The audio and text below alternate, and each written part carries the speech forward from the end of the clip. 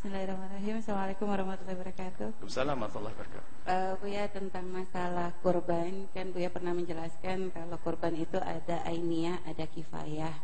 Artinya kalau kita memang tidak mampu setiap keluarga, itu artinya perorangan dalam keluarga itu tidak bisa, berarti nanti misalnya satu kambing untuk satu keluarga, dua kambing ya untuk sekeluarga gitu Buya.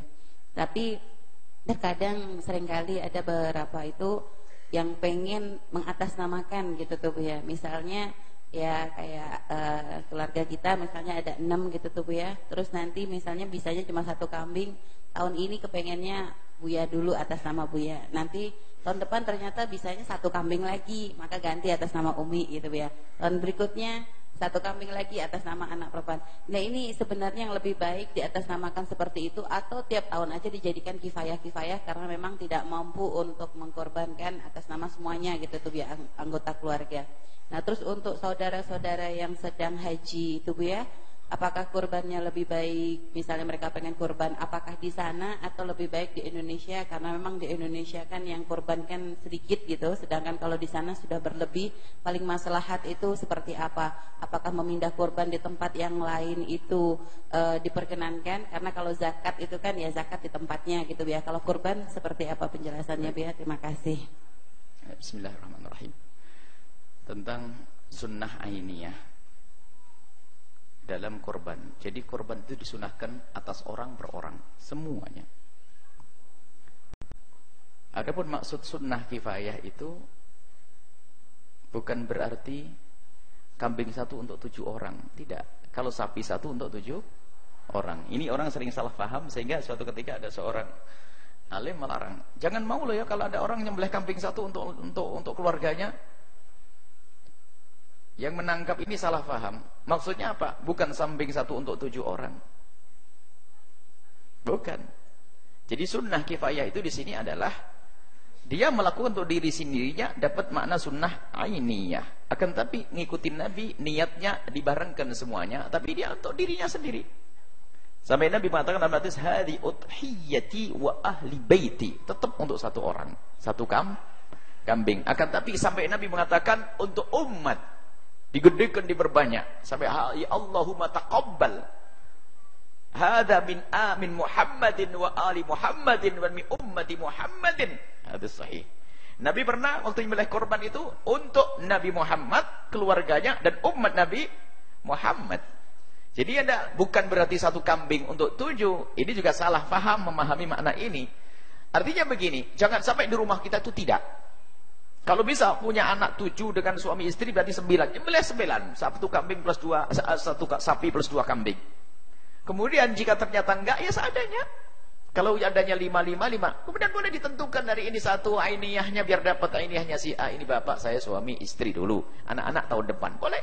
Kemudian anak tahun depan. Boleh. Enggak ada masalah. Itu masuk sunnah ainiyah. Karena saya tidak punya, maka saya bisa berikan. Tapi nanti diniatkan untuk keluarganya setelah itu. Ini adalah cara yang diajarkan Nabi SAW dalam masalah korban. Satu, kayaknya enggak. Paling enggak saya harus korban. Rumah kita harus korban. Kemudian karena itu sunnah korban Anda, bolehlah Anda mengambil sampilnya, mengambil apanya. Bahkan kalaupun Anda pengen membagi sepertiga, dibagikan fakir miskin, sepertiga dimasak untuk para tamu yang bakal datang ke rumah kita, sepertiga untuk anak-anak kita biar tidak ngiler ngeliat kambing. Nah ini boleh yang demikian, itu namanya sunnah. Hanya yang perlu kami galakkan saat ini adalah membudayakan di rumah kita untuk punya sembelihan kambing semuanya. Jadi di rumah, kalau tidak 1 ya 2, 3, 4 begitu seterusnya. Nah, sampai terakhir nyembelih ayam, kata Sayyidina Abdullah bin Abbas. Yang enggak punya apa-apa nyembelih ayam saja, korbannya korban ayam. Saya tidak punya ayam, telur ceplok. Niat, pokoknya jangan sampai di hari itu kita tidak punya pengorbanan, tidak punya senang-senang dengan keluarganya. Baik. Kemudian masalah orang yang haji tetap lebih bagus adalah di sana karena tempat itu punya makna sendiri. Tempat yang ada di sana memang punya makna sendiri, menyembelih korban di sana punya makna lebih. Jadi keutamaan menyembelihkan, mengalirkan darah korban di sana itu tidak sama dengan di tempat lain. Akan tapi dibahas beberapa waktu yang lalu tentang madarat di saat terlalu banyak sampai tidak terawat dan sebagainya, sehingga ada kasus pengalengan dan sebagainya. Itu hanya terjadi di sana. Kalau di Indonesia tidak usah dikaleng-kalengin misalnya. Ini aneh-aneh juga.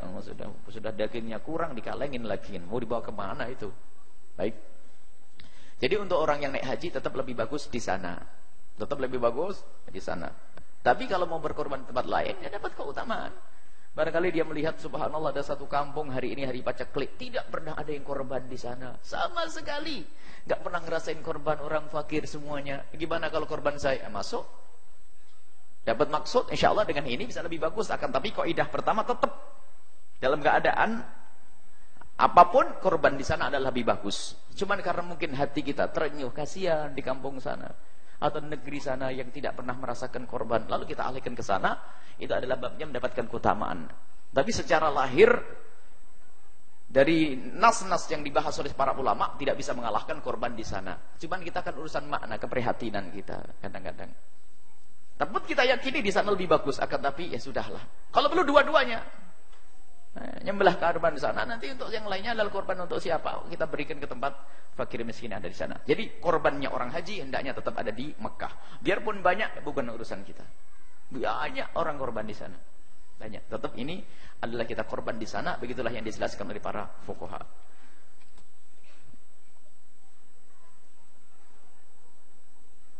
Ada yang meninggal dunia, minta dibacakan Fatihah, nanti insya Allah bersama doa. Hukum seorang suami, Allah, berselingkuh dan berbohong dengan istri. Selingkuh pun masalah uang sama keluarga sangat. Berselingkuh adalah perzinaan.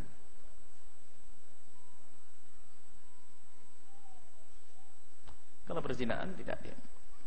Kadang-kadang, cuman kita tidak paham. Kadang orang menganggap orang nikah lagi dianggap selingkuh. Bukan selingkuh. Nikah lagi. Cuma kalau berselingkuh adalah perzinaan. Perzinaan adalah hina. Tidak pantas ya dalam keluarga iman, keluarga ahli agama, lalu adanya perzinaan. Kalau ada seorang laki-laki berzina, hendaknya para suami, keluarga menutup itu semuanya, diajak diskusi baik-baik. Sebab perzinaan adalah kehinaan. Kemudian pertanyaannya bagaimana ini?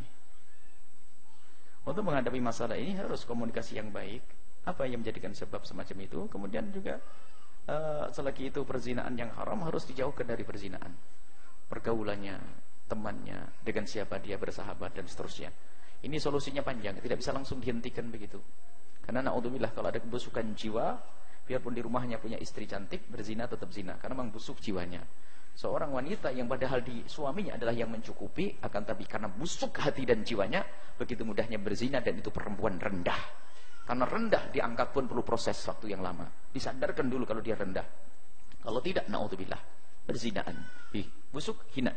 Dan semoga jika ada yang mendengar suara ini, orang yang pernah kepleset pada zina, semoga sadar, tobat, kembali kepada Allah Subhanahu wa ta'ala. Bismillahirrahmanirrahim. Assalamualaikum warahmatullahi wabarakatuh. Waalaikumsalam warahmatullahi wabarakatuh. Ya, yang terhormat, saya mau tanya, seandainya ini bukan kenyataan, ada seorang anak laki-laki mau menghajikan ibunya. Mau ngasihkan apa? Mau ngasih haji. Nah, gitu. Haji, mau berangkat haji. Tapi seandainya ini sih bukan kenyataan beneran. Lalu anak tersebut sholatnya itu masih kurang sempurna, masih bolong-bolong gitu. Kadang sholat, kadang enggak gitu. Maklum masih anak muda gitu mungkin. Mau ngajikan ibunya. Anaknya mau hajikan ibunya, tapi dia sholatnya masih kurang sempurna. Yang saya tanyakan, maaf Bu ya, kira-kira ibunya kalau ia dihajikan itu hajinya sempurna enggak atau sah tidak gitu. Sudah segitu aja. Assalamualaikum warahmatullahi wabarakatuh. Assalamualaikum. Seorang anak punya keinginan menghajikan ibundanya, bagus.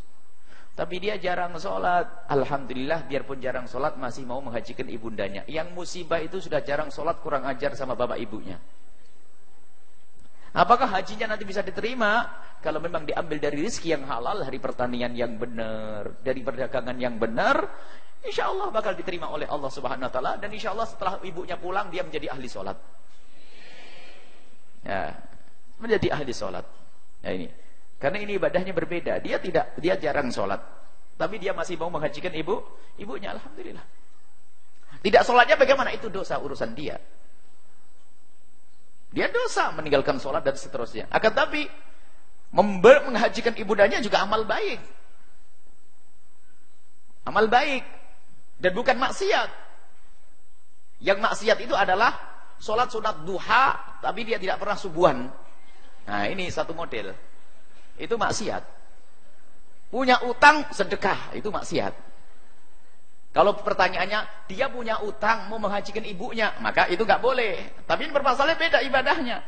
Kalau misalnya ada seorang anak, dia punya utang banyak, cuman dia mau menghajikan ibunya, bagaimana? Nggak usah ngajikan ibunya, bayar utang. Cuman ini beda urusannya.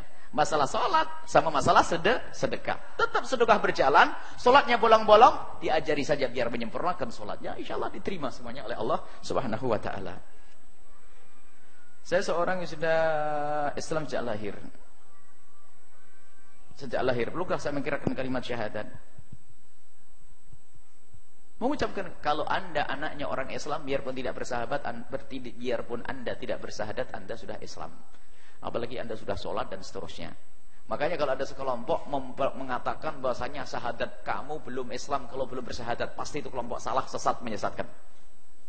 Jadi kalau kita ini terlahir dari bapak ibu yang muslim, langsung kita muslim. Jadi pembahasan masalah mengucapkan kalimat syahadat itu untuk siapa? Untuk orang yang kafir asli mau masuk Islam, atau orang murtad.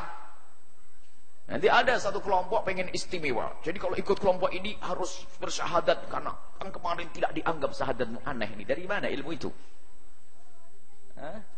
Dari mana ilmu itu? Jadi kalau sudah anda dilahirkan dari bapak ibu yang muslim muslimah, maka tanpa bersyahadat pun anda sudah muslim muslimah. Selesai.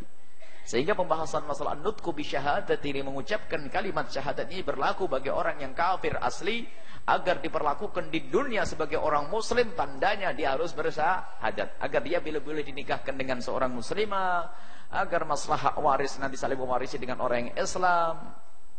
Kemudian dia kalau mati bisa dikubur dia kaum muslimin, harus pernah terdengar ia mengucapkan kalimat syahadat, ini orang kafir.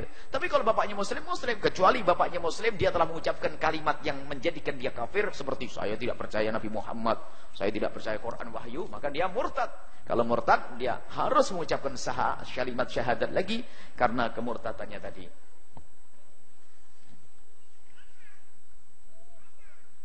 Baik, insyaallah.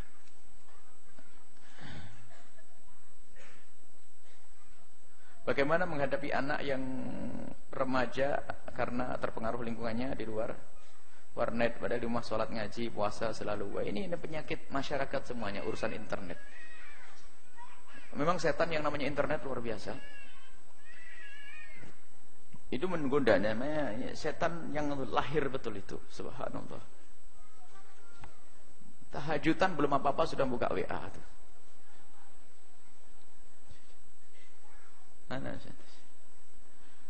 Subhanallah, internet adalah seperti, kalau harus kita seperti dunia yang lainnya, jika orang benar menggunakannya akan bermanfaat. Tidak, kalau tidak jadi setan benar. Mungkin buka internet tujuannya adalah untuk membuka situsnya orang-orang yang baik, orang soleh untuk belajar, diperkenankan yang demikian itu. Seperti halnya media-media yang lainnya. Akan tapi ketahuilah bersama orang-orang baik yang berjuang di tempat itu, grup-grup Abu Jahal juga berjuang dengan hal-hal yang tidak baik di situ, maka hati-hati. Maka harus ada pembekalan untuk anak-anak kita tentang internet. Paling tidak ditanamkan di hati mereka rasa takut kepada Allah Subhanahu wa taala. Khususnya masalah urusan-urusan syahwat ya, yang saat ini anak-anak kecil kadang-kadang sudah melihat hal-hal yang tidak baik, yang tidak pernah kebayang zaman kita dahulu. Anak-anak kecil sudah melihat hal aneh-aneh ini gara-gara internet dan seterusnya. Sehingga godaan anak-anak kita zaman sekarang lebih berat daripada godaan kita zaman dulu. Karena begitu, untuk memberikan solusi kepada mereka harus cepat. Termasuk diantaranya, wahai para orang tua, jangan dipersulit urusan pernikahan.